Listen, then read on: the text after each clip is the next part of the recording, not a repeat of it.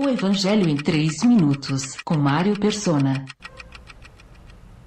A lei tinha sido dada apenas a Israel. O Evangelho é pregado hoje a todos os povos. E isto já é um indício de que estamos falando de diferentes dispensações ou modos de Deus tratar com a humanidade.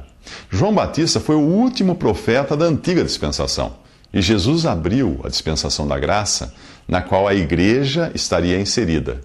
A lei e os profetas profetizaram até João. Desse tempo em diante estão sendo pregadas as boas novas do reino de Deus, diz Lucas 16:16. A lei foi dada por intermédio de Moisés, a graça e a verdade vieram por intermédio de Jesus Cristo. João fala no capítulo 1 do seu Evangelho. O contraste também fica evidente na conversa de Jesus com a mulher samaritana, ao deixar claro que haveria uma mudança no lugar e modo de adoração.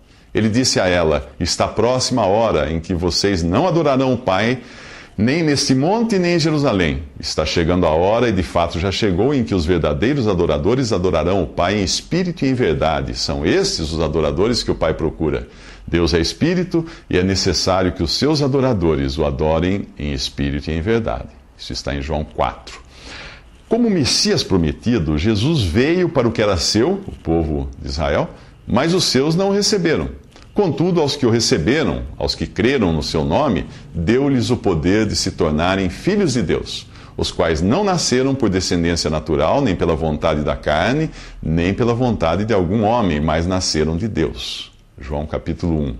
Se na dispensação da lei nenhum israelita ousaria chamar Deus de Pai, agora Jesus inaugurava uma nova relação de parentesco.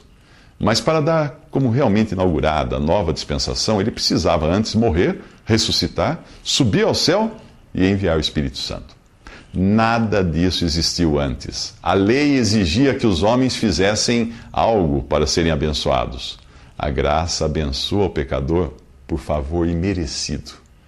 Apesar do seu fracasso, Deus, em sua misericórdia, não destruiu aquele povo, porque ele tinha em vista a vinda de Cristo. E foi assim que a lei serviu de tutor, ou ama seca, ou babá, conforme Paulo explica aos Gálatas, que ainda queriam viver sob a lei. Paulo diz assim: antes que viesse esta fé, estávamos sob a custódia da lei, nela encerrados, até que a fé que haveria de vir fosse revelada. Assim a lei foi o nosso tutor, até Cristo, para que fôssemos justificados pela fé. Agora, porém, tendo chegado à fé, já não estamos mais sob o controle do tutor. Todos vocês são filhos de Deus, mediante a fé em Cristo Jesus. Capítulo 3 de Gálatas. O crente em Cristo tem em si um poder muito maior que a lei. É por isso que, sob a potente influência da graça, a hipocrisia dos fariseus fica muito mais evidente do que sob a lei. E o pecador pode ser perdoado não por existir nele algo de bom, mas porque o Espírito o convence de ser totalmente mau.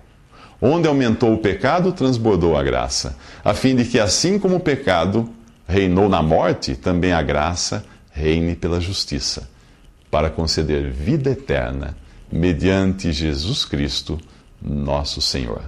Isso está em Romanos, capítulo 5, versículos 20 ao 21. Visite 3minutos.net. Dúvidas? Visite respondi.com.br.